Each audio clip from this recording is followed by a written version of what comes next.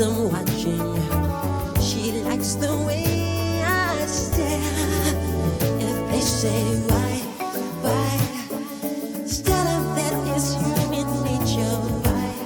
Why do they do it that way? If they say why,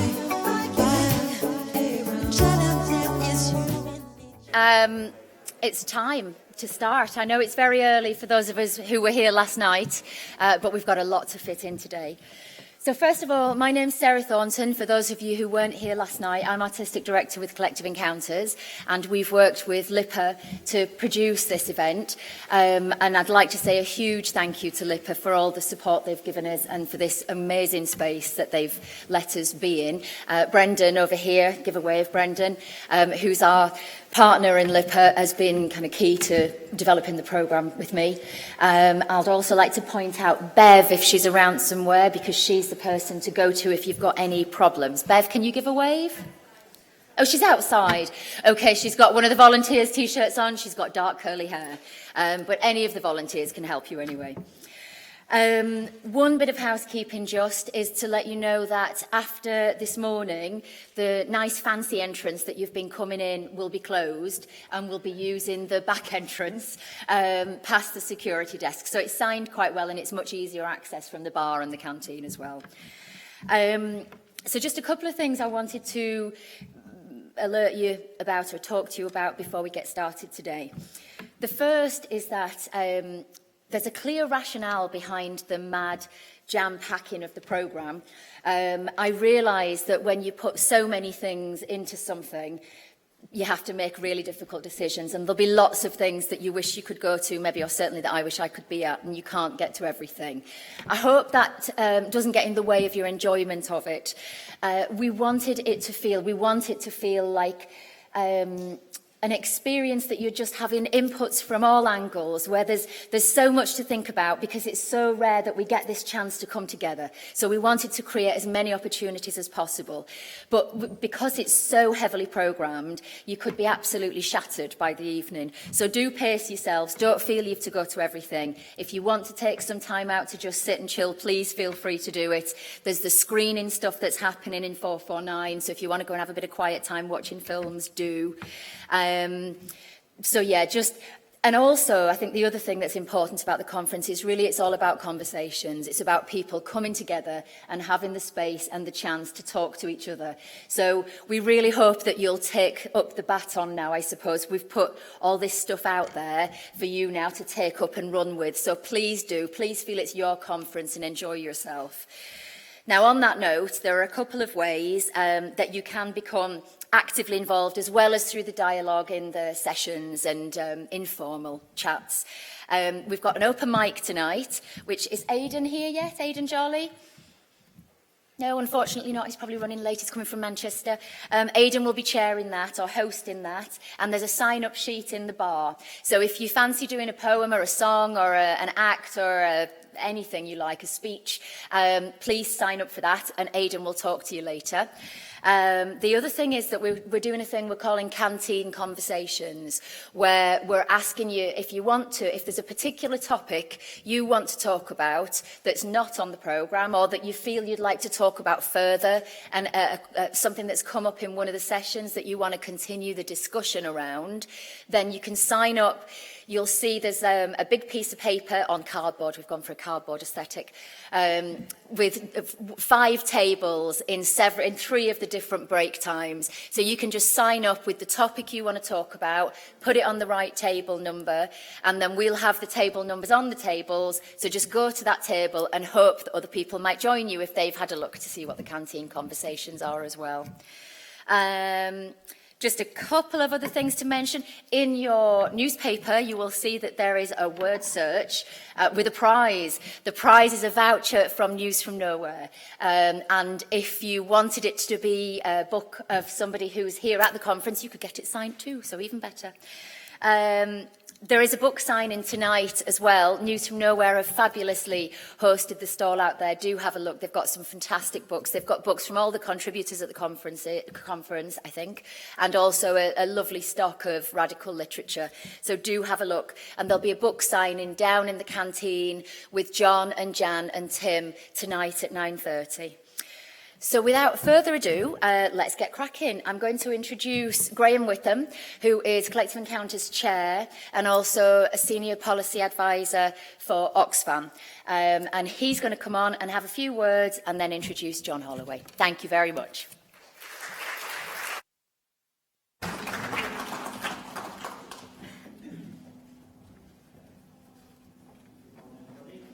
Everyone's doing well and enjoyed the sessions last night. It's an early start after a late night, so hopefully we'll stay awake. So I'm Graham Witham. I work for Oxfam as a policy advisor, so in the campaigns team, mostly focused at the moment on domestic poverty here in the UK. And for those of you who were here yesterday, I talked a bit about economic inequality and the impact that it has on societies across the globe, including in this country. It's really good to be amongst like-minded people who see positive opportunities for change through different means as we try and think about how we can adopt new systems and new ways of living in this country and across the globe, so we can combat and reject and put in the dustbin really the neoliberal capitalist experiment that we've had in this country and in other countries across the world over this last 30 years. I mean, I do think it's important probably for the next couple of days to think about what we're for as well as what we're against. So there is a bit of a tendency, I notice at the moment, for people to be getting very angry and to be shouting loudly about what they're against and what they don't like. But people will never adopt and support a vision that's just about anger and hate. It has to be about hope and opportunity. So the left and those who are against neoliberal capitalism must always remember what they're for, and give people hope and a vision of a future that's better than the one that we currently have at the moment. So with that in mind, I'm going to introduce our keynote speaker. We'll speak for about 40 minutes, and then we've got this session runs to 11 a.m, so we'll have some time for questions as well during the session, so that would be great. So our keynote speaker this morning is John Holloway. He's a professor of sociology, currently at the Autonomous University of Puebla, which I'm probably pronouncing incorrectly. This is in Mexico. He's published widely on Marxist theory, on the Zapatista movement in particular, and on new forms of anti-capitalist struggle. His books, Change the World and Crack Capitalism, have stirred international debate about how we break down and move away from the current form of capitalism that's adopted in most parts of the globe, and exploit the cracks that are appearing in capitalism, particularly in recent years. So without further ado, I'd like to invite John to the stage to give his keynote speech.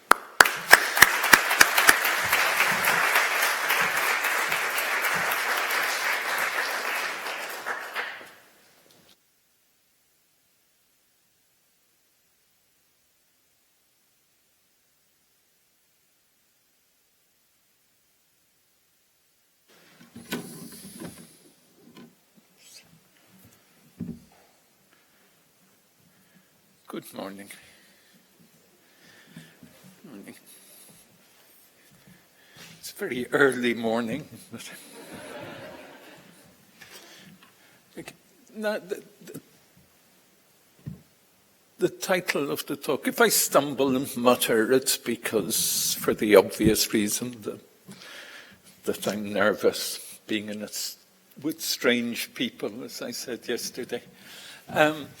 The title of the talk is Now is the Moment to Learn Hope. Now is the moment to learn hope. Now, when there seems so little ground for hope. Now, when refugees and migrants are drowning in the sea. Now, when racism and fascism are surging in Europe, in North America, and elsewhere. Now, when even to mention hope seems like a sick joke or even an insult to the millions and millions of young people who face a life of unemployment, or sometimes worse, employment.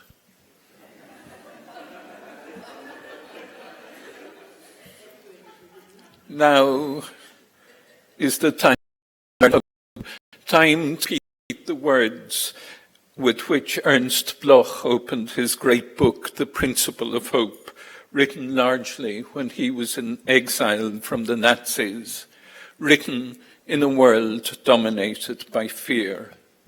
Now, more than 70 years later, fear is on the rise again, and hope, the hope of a radically different world, is in danger of becoming extinct. To learn hope, not just to hope, not just to hope, and think, everything will be fine. No. Bloch spoke of a docta space, a reasoned hope, a learned hope, a hope with substance, a way of thinking that opens paths to a different world.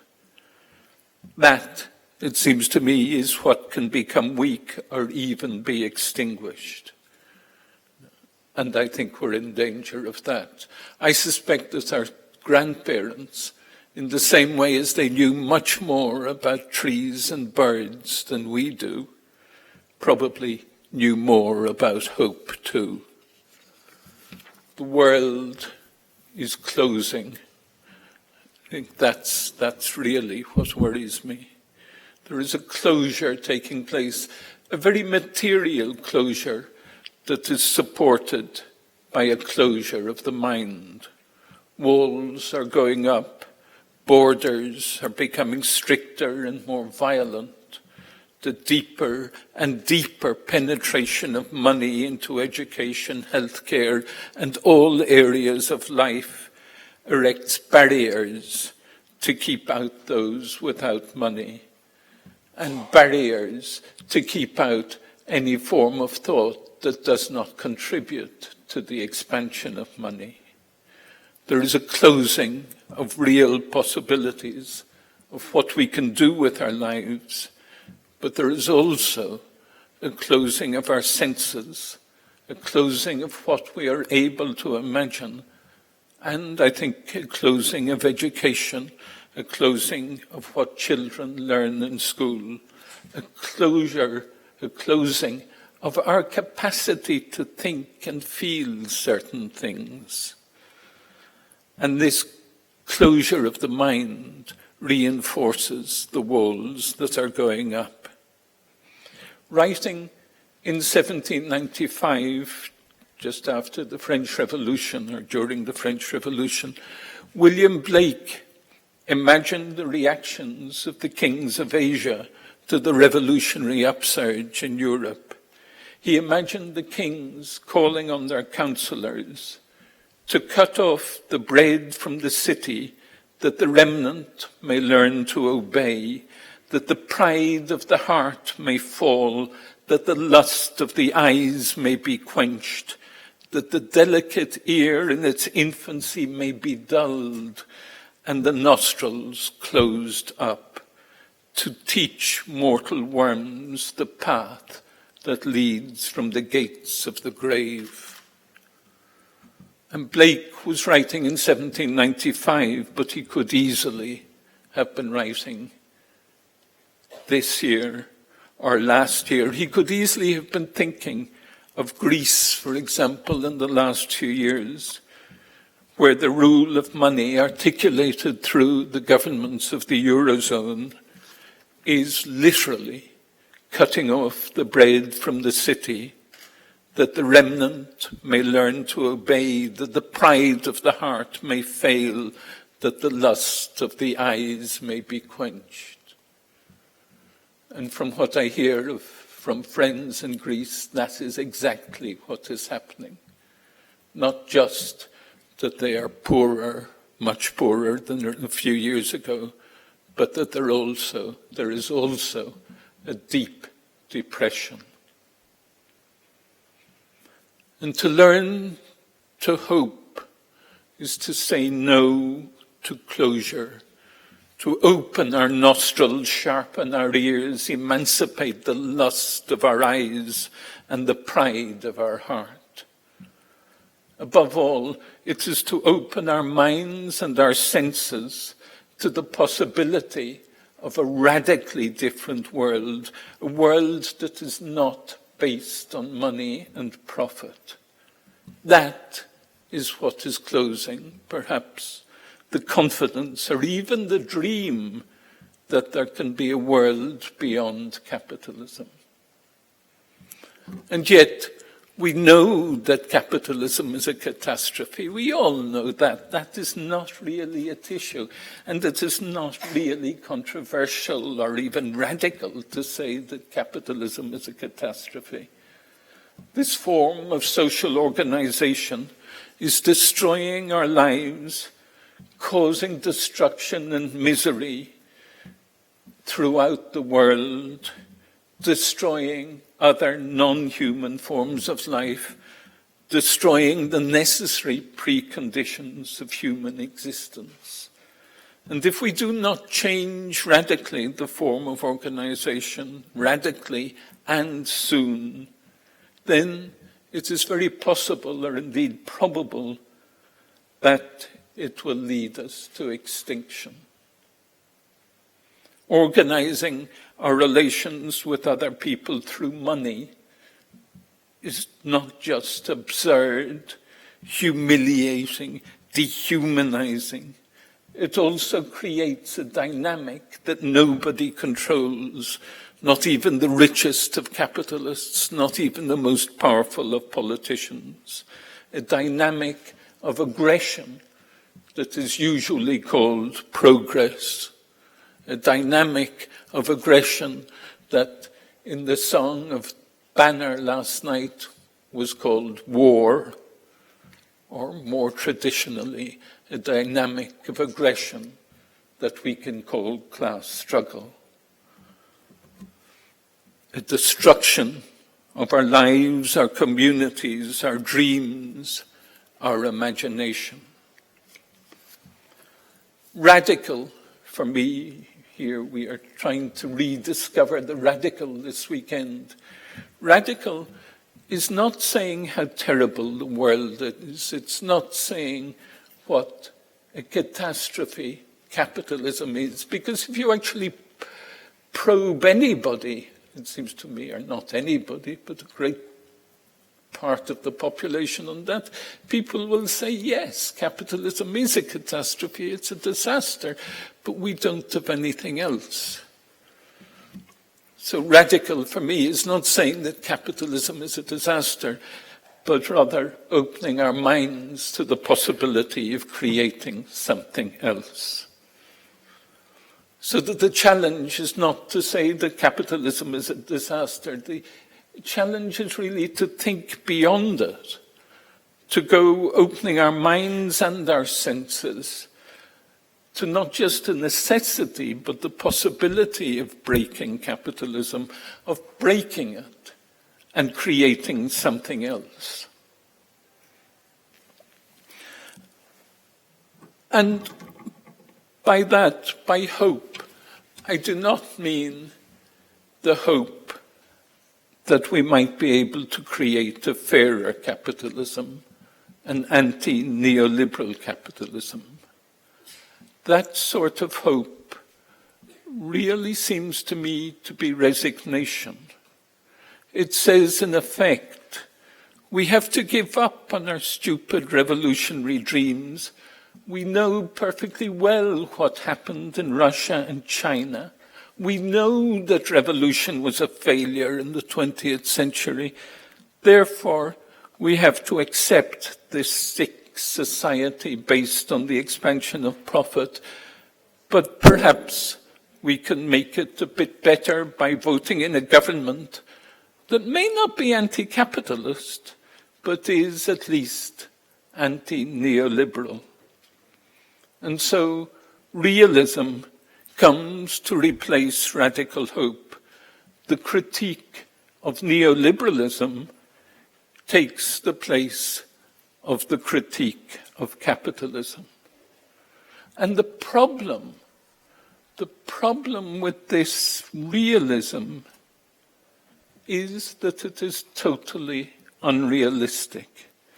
This sort of radical parliamentary new left anti-neoliberal halfway hope simply will not work, as is so clearly illustrated by the spectacular turnaround of the great government of hope, the Syriza government in Greece last year, or indeed by Bolivia or Venezuela today.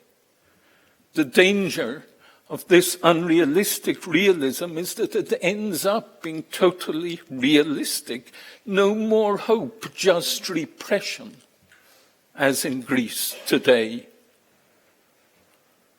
At the end of the day, this realism means accepting the rule of money, the rule of profit, with all the violence and all the suffering that inevitably involves. The government of hope turned out, in the Greek case, to be a grotesque betrayal of people's hopes. And yet, I wonder, Corbyn and Sanders and Podemos carry on as though nothing had happened, as though they never read about what happened in Greece.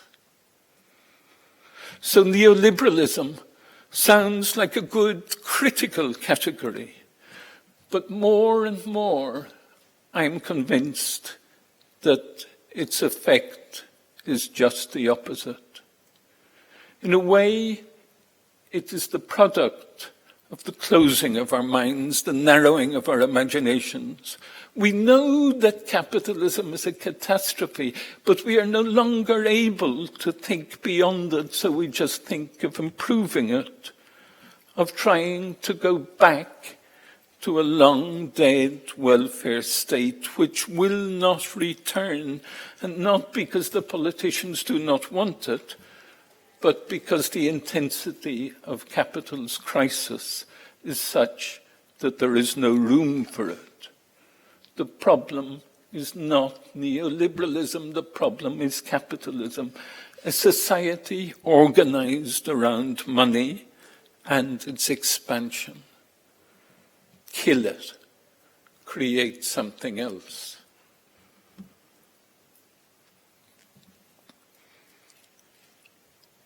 And I say that, there's a possibility, I don't want to say it in a sectarian way. I don't want to say, oh, if you talk about neoliberalism, you're just a reformist. That's not the point. It just seems to me that, yes, we all talk about neoliberalism. We're all horrified by the effect of neoliberal policies over the last 20 years.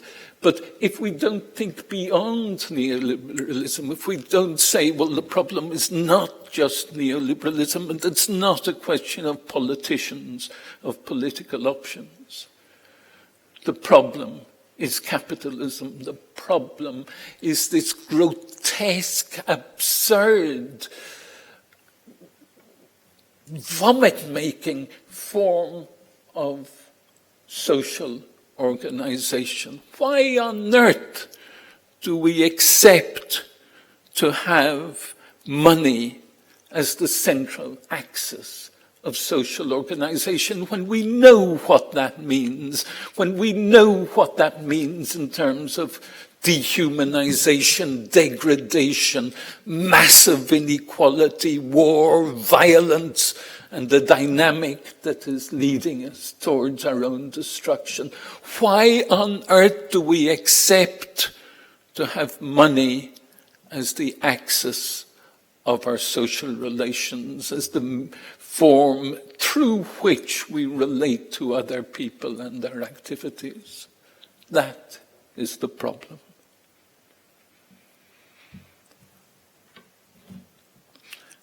Hope, as I understand it, is hope against, or better, hope against and beyond. It is not just oh, I hope tomorrow will be just like today. Rather, it is, I hope tomorrow will be different from today. And to learn hope means, I think, to have some concept of what we are hoping against.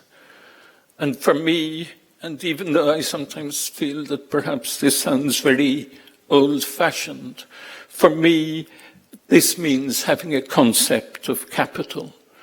A concept of capital as a historically specific and therefore potentially transitory form of social relations, a specific way of doing things that is characterized by the rule of money, by exploitation, by the commodification of everything that can be commodified. But capital as a way of doing things, if we think that the enemy is capital as a way of doing things, as a way of organizing ourselves, then this puts on the agenda immediately the question of, well, why don't we do things in a different way? Why don't we organize ourselves in a different way? Whereas neoliberalism, it seems to me, puts on the agenda, well, why don't we vote for a different government next time round? So, hope against capital. And then the question arises, fine, we can say that here. I can say that. I know we're in a conference, a radical rediscovering the radical conference. I know that if you're here, then in some sense you must be radical. So easy to make this argument. But if we make it outside, then who will listen? Who will listen if we talk about capital and revolution? Because when we act, or when we write plays, or when we teach, because it seems to me more or less the same thing, we're not just laying down the correct line, we are actually talking to people. And perhaps if we just criticize neoliberalism, then people will listen. If we go against capitalism and talk about revolution, then perhaps people will say, oh no, that's old dogma. We won't listen to that. That's not interesting. And that's too extreme. In the real world, we have to deal with ordinary people. So the question is, in a way, do we not need to tone down our language for them, for the ordinary people of the real world? And I think the answer is no. That we in this room are really not so special. We are, of course, very special, but not all that special. You know, we are actually ordinary people. And the most profound and the most challenging thing, I think, that the Zapatistas say is, we are ordinary people. We are ordinary women and men, children and old people. That is to say, we are rebels. But to say that, to take that seriously, we have to be able to recognize and touch the rebelliousness in everyday life. We have to be able to go to the supermarket and see that old couple over there choosing their food, and we have to be able to say they are rebels. Or we have to be able to go home, to go out in the streets perhaps after today's conference and see the young people hurrying home from work or getting ready to go out clubbing. And we have to be able to say they are rebels. And in order to do that, we have to break appearances. We have to understand people as being self-divided, as being self-antagonistic, as being schizophrenic in the popular sense of the word. We have to understand that the grey conformism of the people around us, the grey conformism of ourselves, is in fact composed of contrasting, clashing black and white, and that this internal clash of contrasts, this internal clash of black and white, yes, is partly absorbed or partly blended into a grey, a conformist grey, but not entirely. Ordinary people are composed of extraordinary parts, parts that aren't entirely absorbed into the grey, beige blend that we normally present to the world. No. That it seems to me that when we teach or when we do theatre, it is not that we're laying down the correct line. That doesn't make sense. We're, of course, talking to people, but perhaps that's not quite right either. We are actually addressing something inside people. We are trying to touch something inside them that does not necessarily fit together neatly with the rest of them. Something kind of loose nerve ends that hang out. We're trying to touch something that doesn't fit, that pushes against and beyond the rest of them. And I think that seems to me that to think of what we are doing, because that's the question, what are we doing? To think of what we are doing in that way is perhaps the key to thinking beyond the classic problem of always preaching to the converted. No. Preaching to lefties through theatre or through teaching is too easy. The problem is, how do we reach these contradictions that exist within everybody? So when we talk to people, we are reaching for a hidden world. And there is a beautiful, I'm sure you probably all know it, you ought to all know it, but if you don't anyway, here it is. There's a beautiful sentence written by Arundhati Roy that says, another world is not only possible, she's on the way, and on a quiet day, if you listen very carefully, you can hear her breathe. A hidden world, a world that does not yet exist, but is on the way. A world that moves against and beyond the existing world. An anti-identitarian world, if you like. A world that does not yet exist, and therefore exists not yet, as anticipation, as struggle, as dream, as rebelliousness, as loose nerve ends, as refusal to accept, as scream against the existing society. It is this world that does not exist, that is the axis of hope. And to learn to hope, I think, is to learn to think from a world that does not yet exist, but could potentially exist.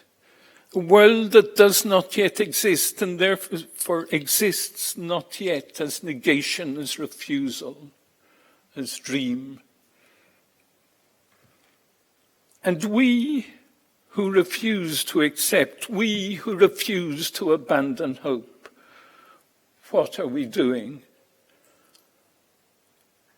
As teachers, as theatre people, I think we are trying to listen to this world that does not yet exist but is on her way, to hear her breathe and magnify the sound, to hear her breathe by taking as our starting point the millions and millions of refusals, of struggles, of ways of living that push against and beyond, creating or affirming other forms of social relations, creating or affirming other ways of doing things that take as their central principle not money, but the creation of the common or the communizing.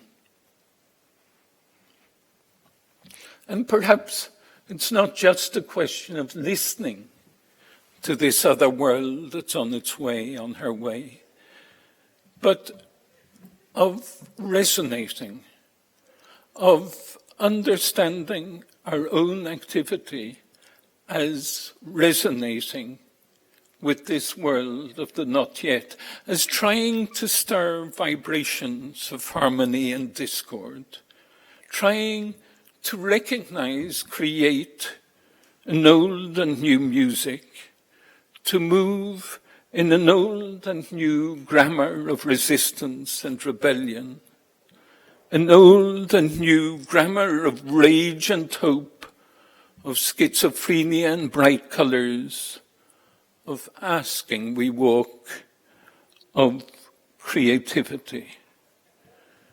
The old idea of revolutionary communication was centered around the idea of class consciousness and bringing consciousness to the masses. And I think that didn't work very well. It didn't work very well because the hierarchical notion that it was based on actually led, I suspect, to a passivity far removed from revolution. And in any case, the institutional structure on which it was based, the party, the Revolutionary Party, no longer exists in real terms. Now I think it is better to think of resonances. We are surrounded by often half-conscious, rebellious angers or experiments that often find difficulty in articulating themselves and in communicating with other rebellious angers. I see theatre, music, teaching, writing, dancing as attempts to resonate with those angers and communicate with those angers and to promote their confluence. I mean, obviously, there are also very conscious angers, very conscious anti-capitalist organizations, and it seems to me very important as well to think of radical theatre as strengthening those. I mean, I think that's a bit what we saw last night with the wonderful performance of Banner.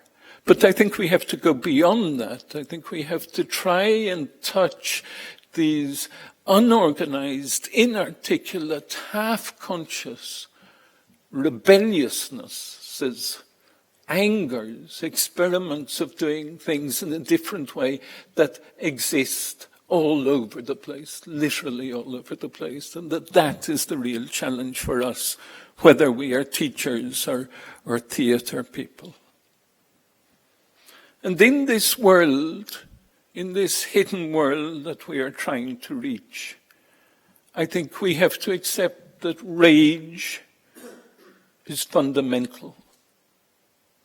That the world that Arundhati Roy can hear in her gentle words is actually a world of anger, a world of rage.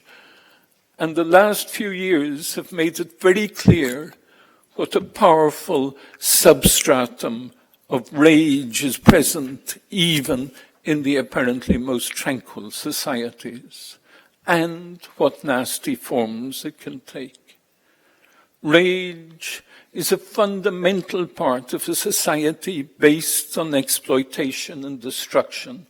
Rage is fundamental to a society built on the frustration of our creative capacities, a society that forces us to mold those creative capacities and sell them in the service of the expansion of profit. There is a structural anger built into the society even when we are not conscious of it. And it is now clear that that anger is erupting in ways that are very destructive. Hope is unthinkable without anger. I think hope grows from anger. Hope grows from saying, no, we cannot accept society as it is. We must go somewhere else. So hope is unthinkable without anger. Hope is directed against an aggressive, disgusting, foul, pestilent society. But that certainly does not mean that anger necessarily leads us forward in the pursuit of what we hope for. There is an anger then that opens, and an anger that closes, that builds wall.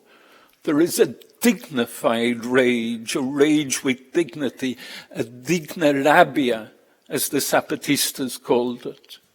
And they dedicated a festival to the theme of La Digna Rabia about 5 years ago. A rage of resistance and rebellion. And there is also a rage that perpetuates the oppression of capital, a rage that does not seem capable of going beyond the established categories of money and state. There is the rage of a world waiting to be born, and the rage that is trapped inside the walls of a dying world, a rage without hope. The world that is on her way is a world of anger, an anger that breaks barriers, a world where anger and hope are inseparable. Somehow then we have to touch that rage that is so deeply woven in society today and make that rage ours, to help it to break barriers, to infuse it with a hope that takes us beyond capital. That seems to me just so urgent at the moment. In this hidden world, there's a rage that we must touch. There is also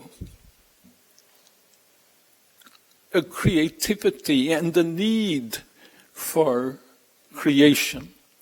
This actually doesn't help us very much if we go out on Saturday and break the windows of the banks, and then on Monday we have to go back to work and start rebuilding capitalism again. That doesn't get us very far. And if we say, we want more jobs, we want more employment. This is really the current situation, the situation in Greece, I suppose, last year, this year too. If we say, well, we want more jobs, we want more employment, then the logical answer, the answer that the government always gives, is that if you want employment, then we must create conditions that are favorable to capitalist investment. And creating conditions favorable to capitalist investment means that, yes, we can create more jobs, but you'll have to accept lower pay, you'll have to accept that you won't have any rights, you'll have to accept dreadful conditions. And so we're trapped. So that the only thing we can do is to realize that to be against capital is to be against labor. No? To be against capital is to be against that monstrous transformation of our daily activity into a labor dedicated to the expansion of profit. And there must, even if you work in the state, or even if you, whatever you do, I mean, we all know finally that people won't employ you unless you are contributing in some way to the reproduction of the system. Okay, they can make mistakes, and we can take advantage of contradictions in the system. Yes, that we can do.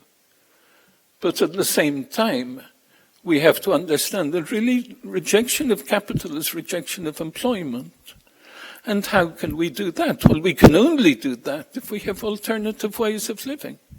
We can only do that if we actually create different ways of surviving, and not just surviving, of living. No, we can only do that if we are able to say to the government, or, we're not interested in more employment, go and stuff your jobs. We actually are creating a different kind of living. I think that is absolutely necessary. I think it's being realized more and more. There are more and more people in the world who, by necessity or by choice, are doing everything they can to realize that those other forms of living. But I think we also have to recognize that that is our weakness. No? That in our moments of rebellion, we do actually need employment in order to survive. And if we want employment, then we have to accept that that means creating conditions favorable to the accumulation of capital. That is our great problem. Okay, so that's a problem in the hidden world. The other thing, which really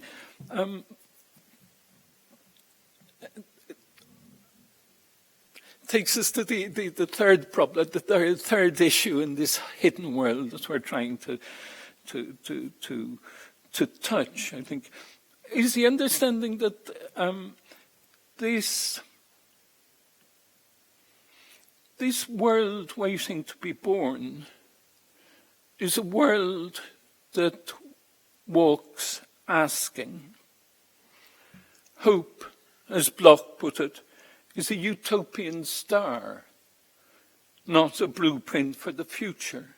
We have a general idea of where we want to go, distilled from the dreams of hundreds of years of struggle, but we have no definite plan.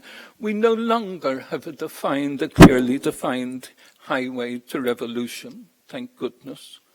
The only paths forward are the ones we make by walking them. And the world that we want to create is a world of many worlds, so that hope is necessarily a creative experimental movement, the creation of spaces and moments of resistance and rebellion, the creation of cracks in the texture of capitalist domination, of spaces and moments in which we refuse to follow the rule of money, the rule of capital, and create other ways of doing things against and beyond the existing world. And all of these cracks are contradictory. All of these cracks are crazy. But there are millions and millions and millions of them. And probably all of us here are involved in creating them in some way. And that the only way I can conceive of revolution today is as the recognition, creation, expansion, multiplication, and confluence of such cracks. Listen carefully, and we can hear the old world cracking. Look carefully, and we see that that is precisely what we are doing here this weekend. In the program, it says something about my optimistic vision. So is this the optimistic vision that you were promised? I'm not sure that it is. What I feel, I suppose, is that we are probably now in a race where there are just two competitors. On the one hand, the drive towards the self-annihilation of humanity, driven by money, quite uncontrolled by any conscious will.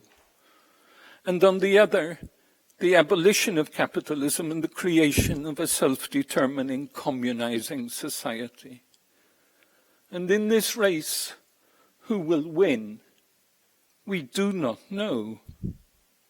But it is clear that we are not neutral observers, that we do actually have our preference, that we support the second competitor, the communizing one, that we bet on her, because in a way that's exactly what we do with our lives, and that with our teaching or our theatre, we bet on a possible outcome. And we will do all we can to make sure she wins.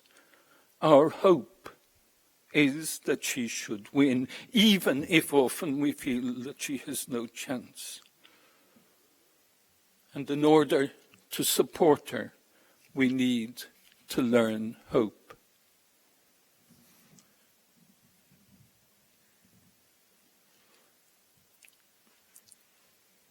I am a fairy. Whenever I give an opening talk, it's not quite an opening talk, but it's almost an opening talk at a conference, I think that this turns me into a fairy who's been invited to express my wishes for the event that is just beginning its life. And my wishes for the discussions of these days, today and tomorrow, are that they should go beyond moaning about how awful existing society is to thinking about how to change it. That they should perhaps push beyond the critique of neoliberalism to the critique of capitalism. That they should focus on how we can touch that hidden world of the not yet that is on her way. How we can touch and express and strengthen that angry, creative, hopeful push towards a different society. Thank you.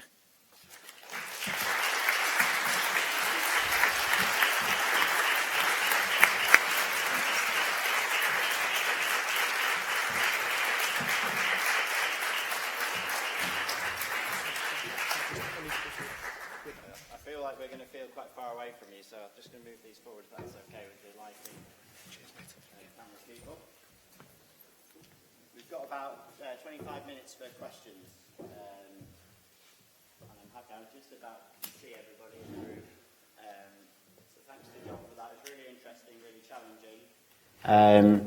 I think for me, it's probably the first time I'd really clearly heard the sort of distinction made between parliamentary democratic socialism or the type of politics advocated by Sanders and Corbyn, as opposed to a complete sort of rejection of any form of capitalism.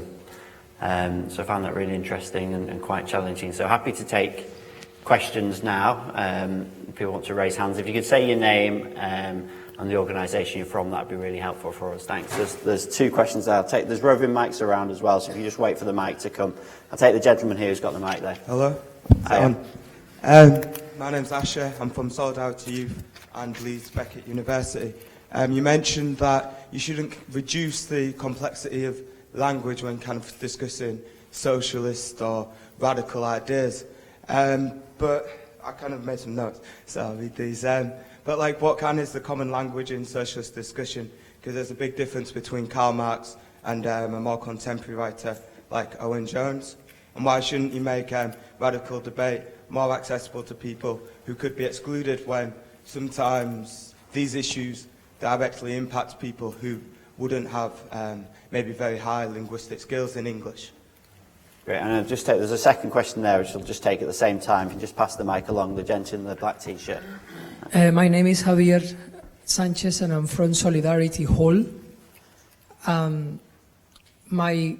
just want to ask whether you agree that one of the problems with the analysis of capitalism through Marxism or communism is the fact that race is excluded and therefore and sexism is excluded, so therefore we don't take into account that this is what is feeding capitalism, and also that in order for us to move forward and not just preach to the converted, that we need to lose our fears of others and go into the ghettos and go into the places where no one wants to go and work with people from other nationalities and other colors and whatever. I just wonder if you agree with that. Thanks. John, do you want to answer those two? Yeah, you can answer those ones. Yeah, we won't take any more if you want to answer those two questions. Okay, quickly, the first one, I agree entirely. I think that we have to, in a way, that's what I meant when I said, well, we're talking to people. You know, we actually want to reach people. We want to touch people, things inside people. I didn't mean that we have to choose our language accordingly. But what I feel is that sometimes becomes translated into, we mustn't say anything too harsh or too strong. And I think that's what's wrong. We're actually trying to address things inside people, and we're trying to address a rage that's inside people. And I think there are ways of saying to people, not just, oh, the Tory government is dreadful.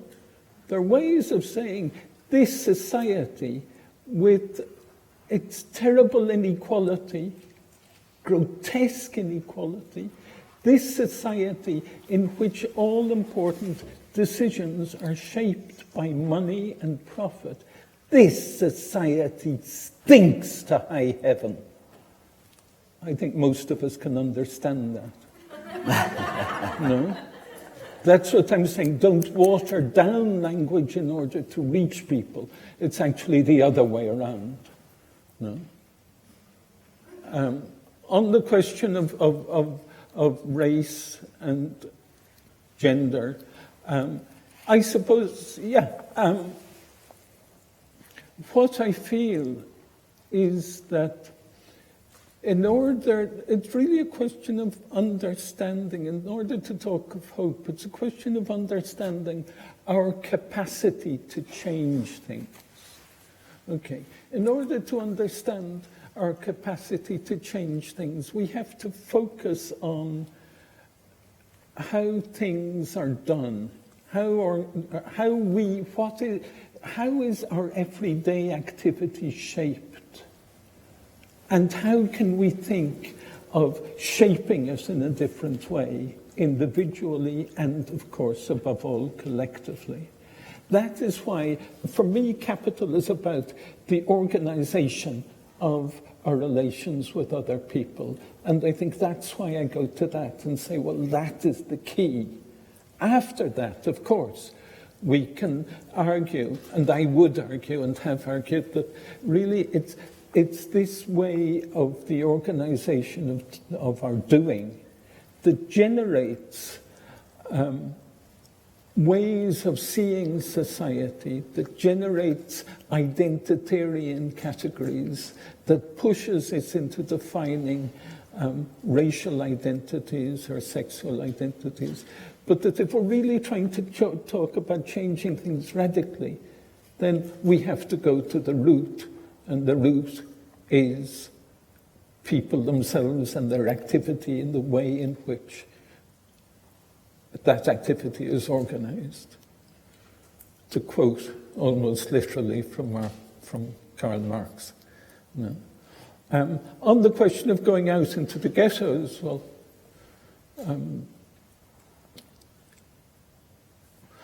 I think it's a little bit, I think that we want to touch anger. Yes, I think it's important, for example, for university people who work in universities like myself to go out, to break that, to be in touch and talk to all sorts of organizations and all sorts of groups. That is part of the stimulus for what we do, and it's part of trying to break down the academic barrier. Yes, that I agree with, absolutely. Okay, so we've got a couple. I know there's a lady with a question there, so 3 rows in. And there's a gent a few rows back. We'll take those 2 questions. So. Joyce Joyce Kanan left Birmingham City University due to its toxicity, popular educator, critical pedagogue, preparing to spend some time at the University of Ceará in Fortaleza, Brazil, working with Lands Movement, things like that. Really excited. My question to you, John, is thank you for, well, a statement first, then a question. Thank you for that powerful speech, which moved me, which is to say, it is moving me towards something different. And I think I'm not the only one to say I'd like a copy of it, and possibly even a virtual copy of it, to share with others the process of speaking it, because that speaking itself makes the process that you're talking about more visceral. It touches us.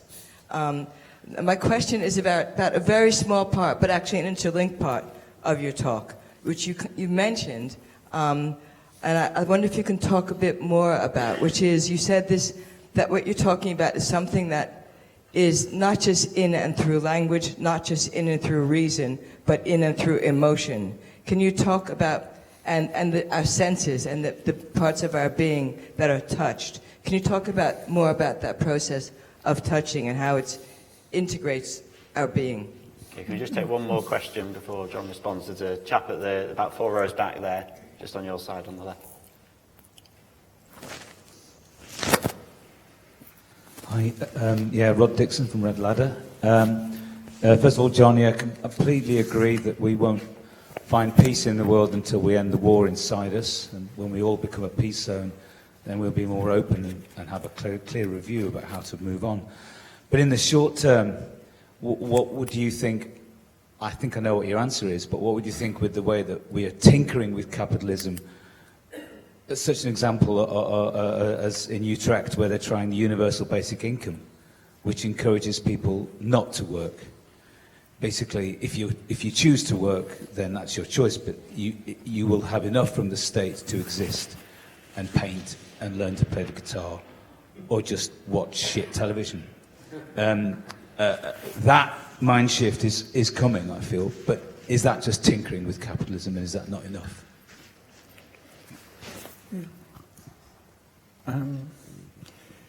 Yes, on the first question, I think it is, yeah. I mean, I suppose that's in a way what I want to learn about this weekend, isn't it? I mean, that I think it is important that we try, what we are trying to do, or what is really to touch other people, other angers, other emotions, loves, all sorts of things that kind of burst or go against or burst the banks of a society based on money.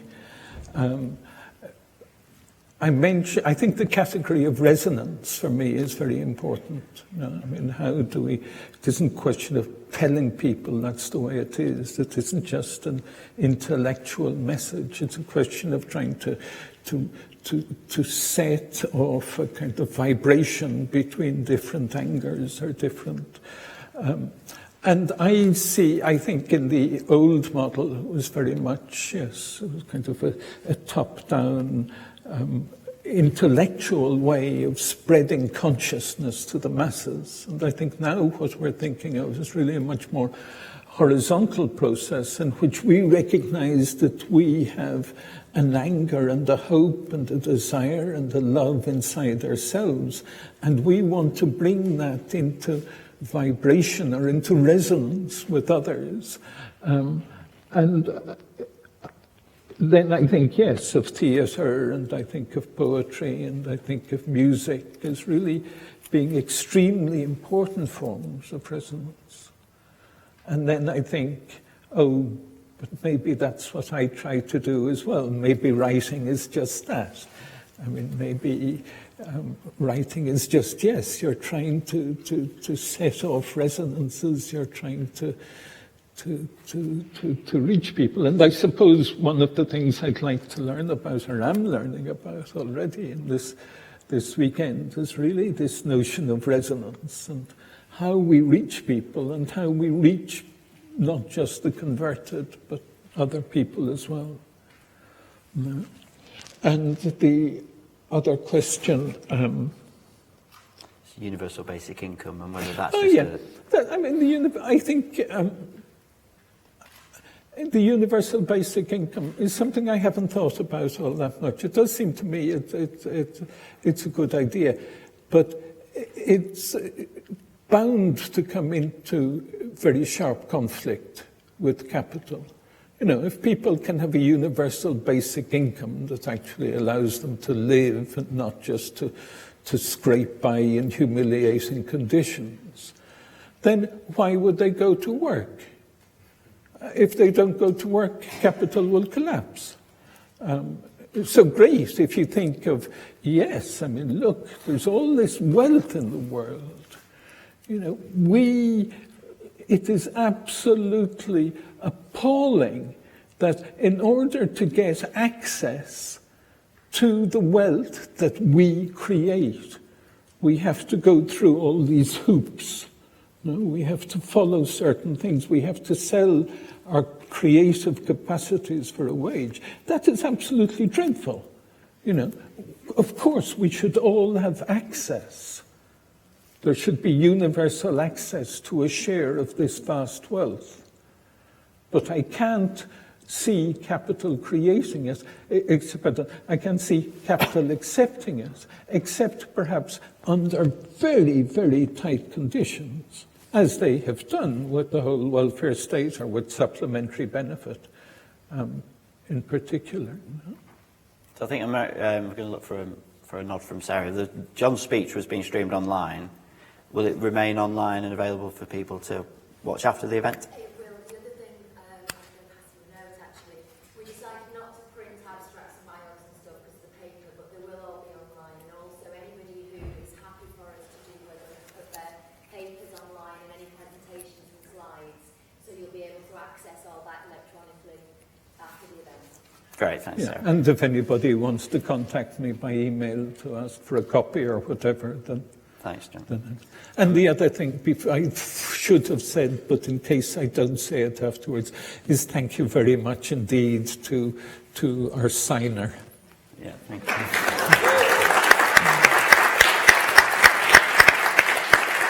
So we'll take a couple more questions. I think on the universal basic income point, I mean, I sort of see that as a response to the rise of automation and some countries recognising that working weeks are going to become shorter and shorter, so the amount of hours you have to offer people is reduced, and therefore you say to everyone you might be working a 16-hour week rather than a 35-hour week or 40-hour week, but we'll top up your income through universal basic income.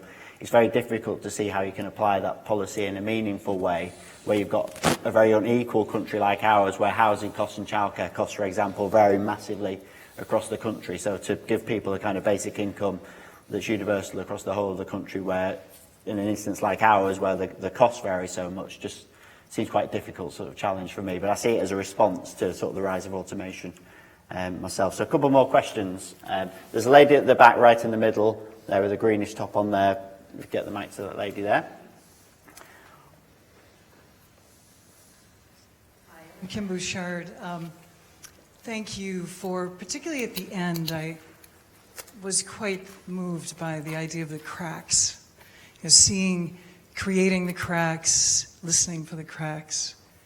And I think as theater people, we do sometimes pride ourselves in creating these cracks, where we have these moments, these spaces where we find them, we create them. But I think there's also then, your vision is much larger than that. It's not, while we see spaces and moments, when do we, and how do we, and have you seen cracks that are beginning to take root? And so I'm very curious about, for instance, the Zapatistas, which you referenced. I think we see it in communities, maybe even, you know, I think of something like Findhorn, communities which have some substance and been long-lasting. And these aren't to say, I'm not talking about perfection, but instead attempts.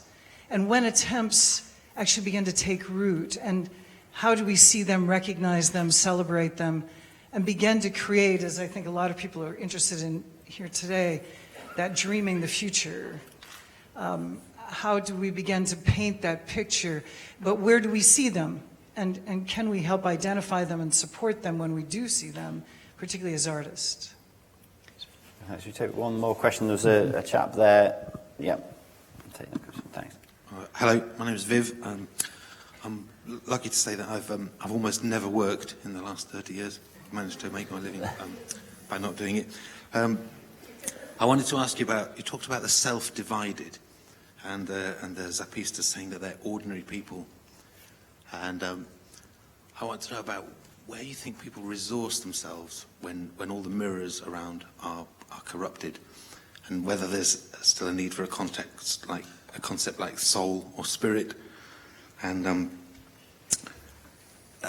there's Ken Wilber talks about the ultimate capital being personality, and until we're prepared to let go of that, there'll always be aggression. And I wonder how you feel about the world of social media, where people are almost creating themselves as an object to be marketed, and whether we need somehow to get rid of that cult of personality and become more ordinary. Thanks.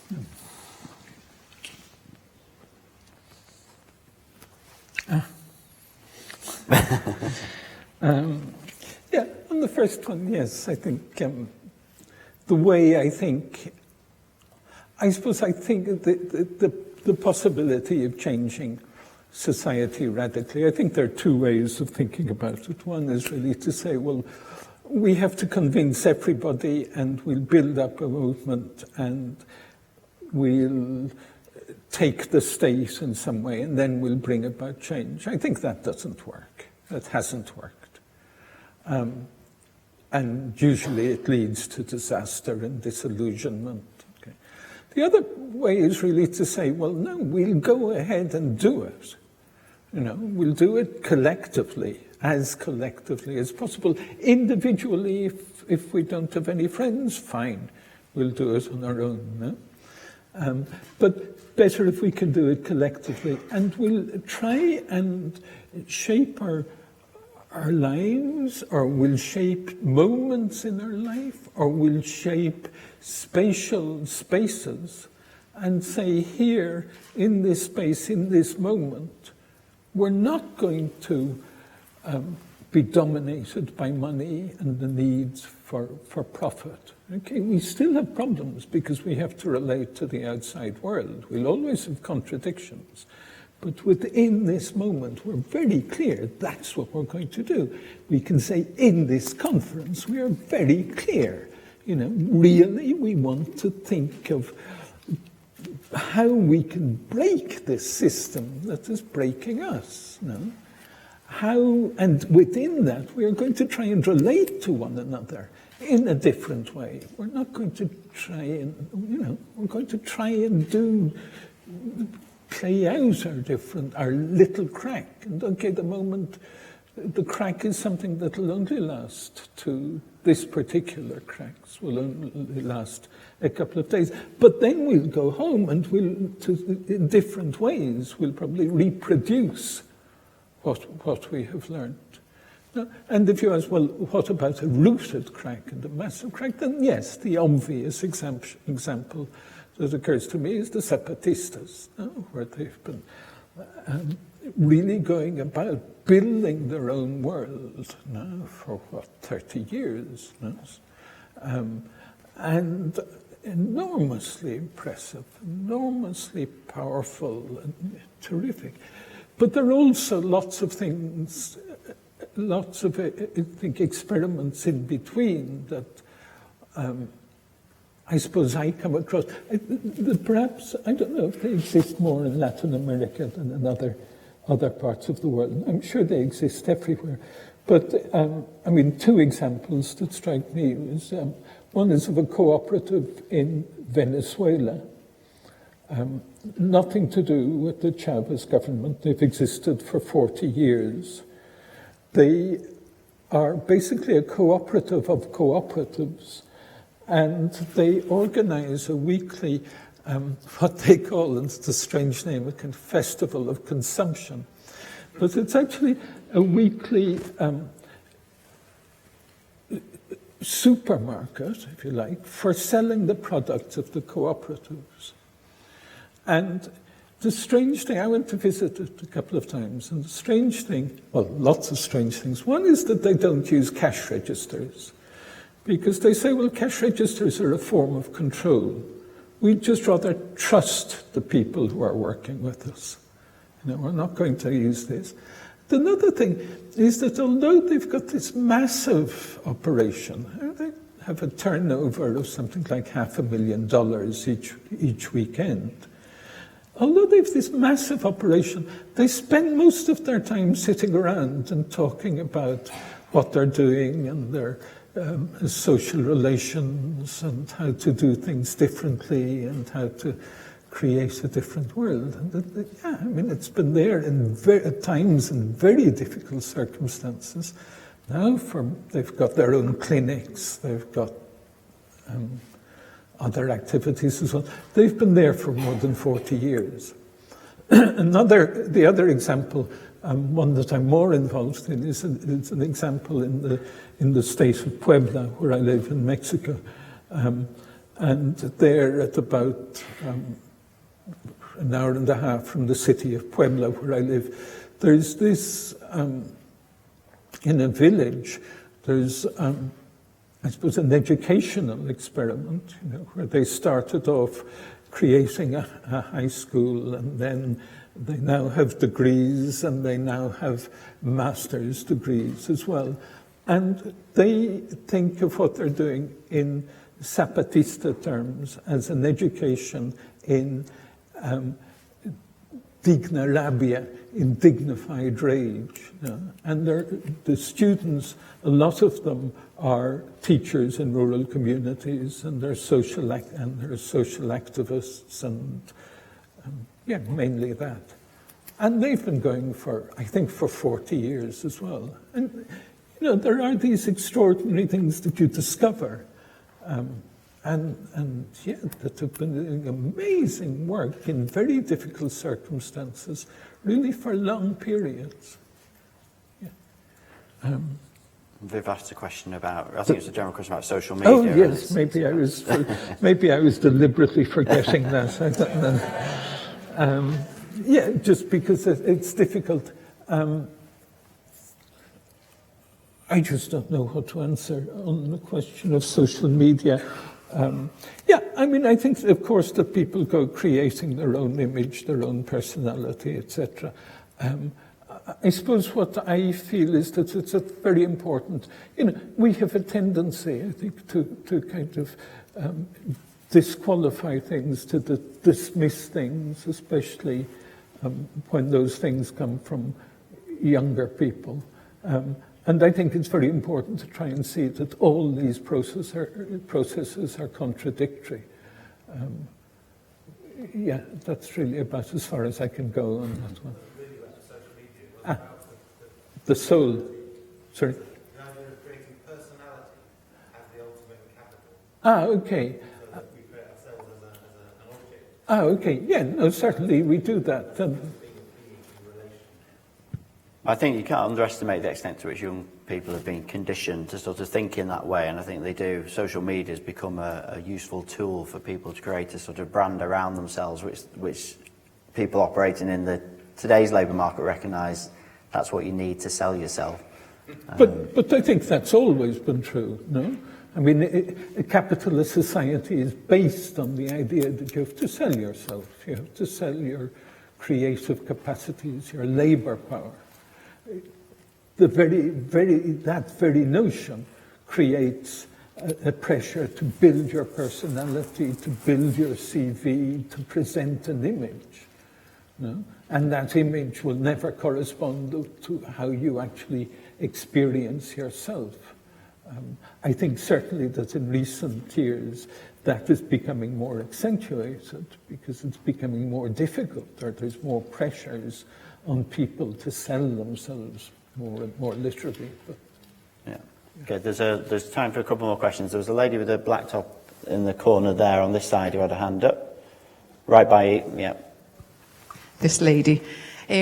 So it was just a question really, and it goes back to the question about race and sexism, and for me would be homophobia as well, and transphobia. And it was about in Mexico, in the collective of cooperatives, about having conversations and discussions.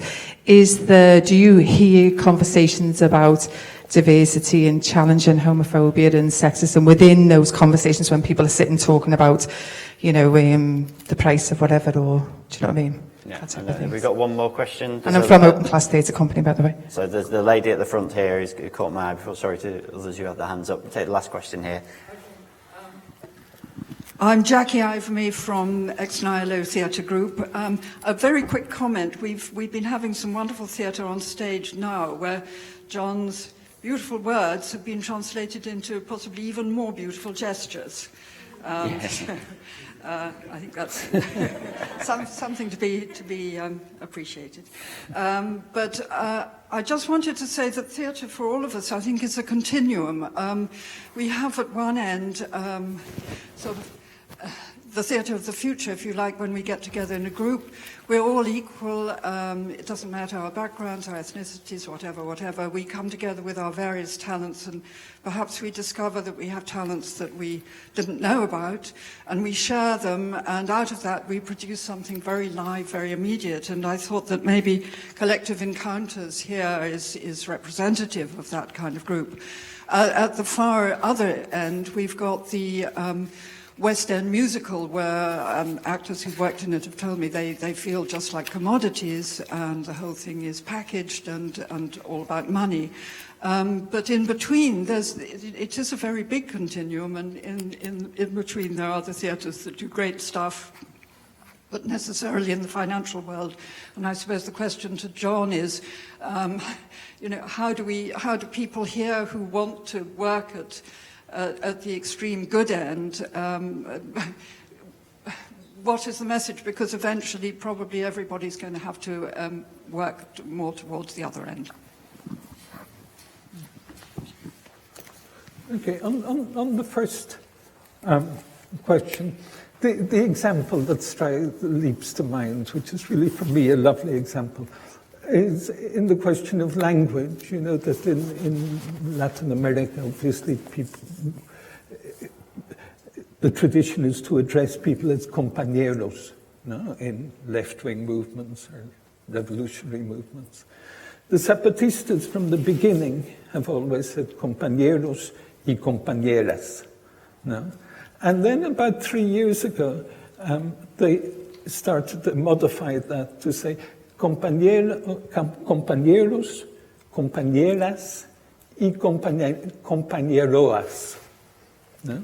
So they always now address themselves to men, women, and those who don't fit in between the two genders. So yes, this is very much a live issue in the revolutionary or rebellious movements in Mexico.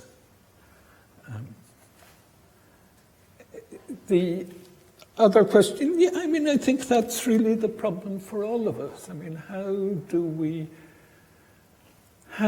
relate to money? You know, how do we say money stinks? How do we say a society based on money is grotesque, is awful? We must break the rule of money. We must break the power of money. And at the same time, of course, we have to survive. And at the same time, of course, we want to share in the richness produced by society. And access to that richness is dominated, or is controlled by money at the moment, principally, not entirely. And I think we're all caught in that. I mean, how do we actually go radically against and say, well, you know, we're going to live without money, as some people manage to do, or how do we create spaces in whatever it is that we're doing, in which we push as far as we can to do other things, to create other spaces. And I think this is probably something we're all very conscious of, and that this all is very much part of our lives. I mean, as a university professor, I receive my salary. That means, yes, that there are certain things that I have to do. But we are all very clear, I think, that our activity, we want to devote our activity to building up an anti-capitalist, explicitly anti-capitalist space within the university. And we're able to do that, that's fine. Other people may have much less margin because they have a boss or because they have to look for grants or whatever. But I think we're all involved in that. I mean, that's really the struggle that reaches into our lives, shapes our lives. But we should never assume from the beginning that it's lost. I think we just have to handle those contradictions in some way and to say, well, no, I mean, our priority is actually to do something that seems important to us, no? And that opens the way towards a different society. I don't really, I mean, I think we're all caught in that. We have different ways of dealing with that situation. No? Okay, great. We're just coming up to 11 o'clock. I know there's a few other people had their hands up. I'm sure John's happy to talk to people during the break. So if you just give John a round of applause.